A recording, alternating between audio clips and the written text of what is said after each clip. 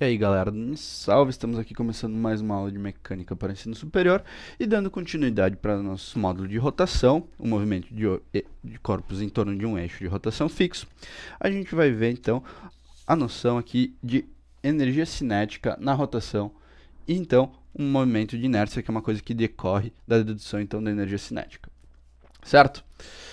Como a gente viu, todos os corpos, quando eles estão em movimento, eles têm uma energia cinética, tá? Foi definida dessa forma aqui, tá? Ela então é a velocidade ao quadrado vezes a massa dividido por 2. Quanto mais rápido um corpo está, mais energia cinética ele tem, certo? E quanto maior a massa dele, então maior energia cinética ele tem, certo? Então energia cinética é massa em movimento, ok?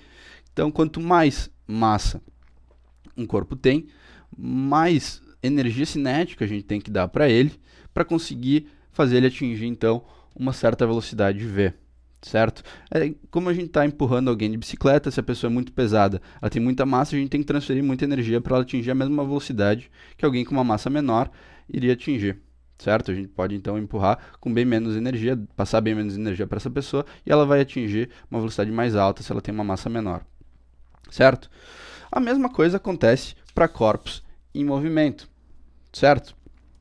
Aqui a gente tem, por exemplo, um disco, tá? Que ele tem uma massa aqui, m, e ele está girando aqui com uma velocidade angular ômega ao redor desse eixo aqui de rotação, certo?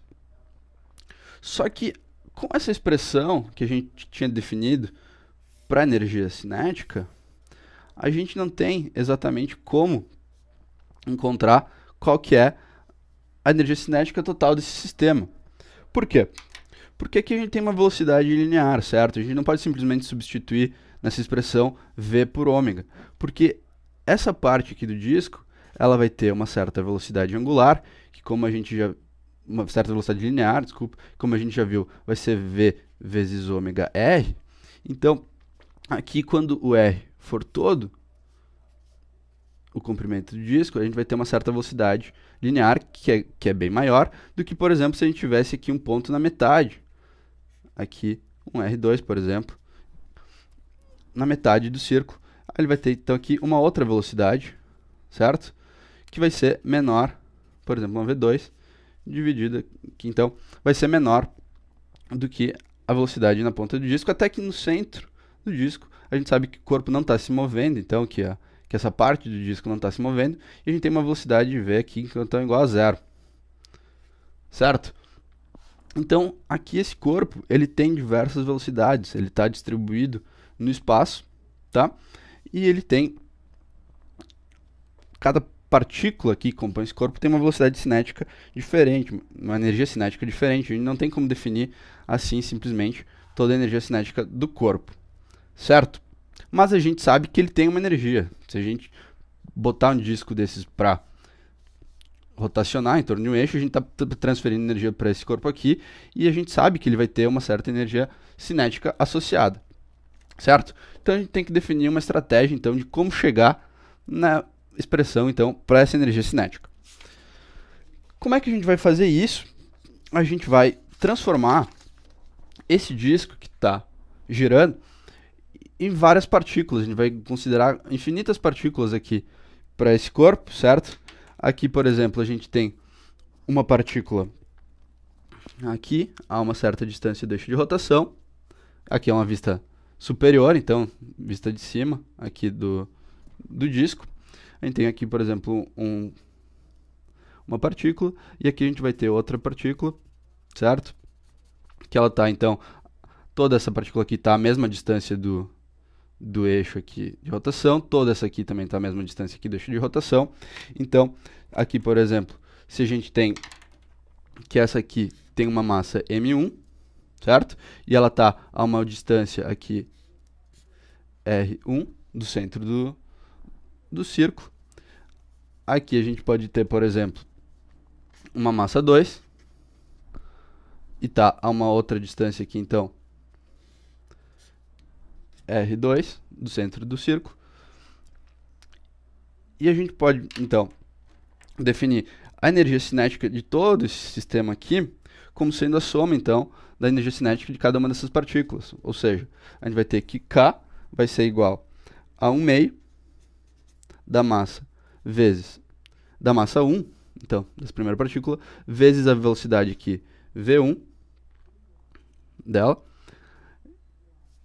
mais 1 meio da massa 2 vezes V2, mais assim por diante para todas as partículas desse corpo, certo? Quando a gente fizer isso, a gente vai ter que a energia cinética desse corpo vai ser igual a 1 meio do somatório de MI vezes VI ao quadrado, certo? Então, a massa da iésima partícula vezes a velocidade da iésima partícula, fazendo esse somatório, então, aqui para todas as partículas do corpo, certo? Se a gente usar que VI é igual a ômega, que é constante, então, para todo o disco, vezes RI, a gente tem, então, que K vai ser igual a 1 meio do somatório, então, aqui, de MI vezes ômega vezes RI ao quadrado. Então, substituindo aqui o VI pela expressão aqui dele, certo? Simplificando mais ainda, a gente tem que K vai ser igual a 1 meio do somatório de MI RI ao quadrado, tá? Vezes ômega ao quadrado, porque o ômega é constante, a gente pode puxar ele para fora aqui desse somatório, certo? E a gente tem aqui uma expressão para energia cinética de um corpo, tá certo? Essa expressãozinha aqui, a gente pode chamar ela de momento de inércia, tá? A gente vai chamar toda essa expressão aqui de momento de inércia, que aqui a gente vai chamar de I, e a expressão para energia cinética ela se torna K igual a 1 meio de I vezes ômega ao quadrado.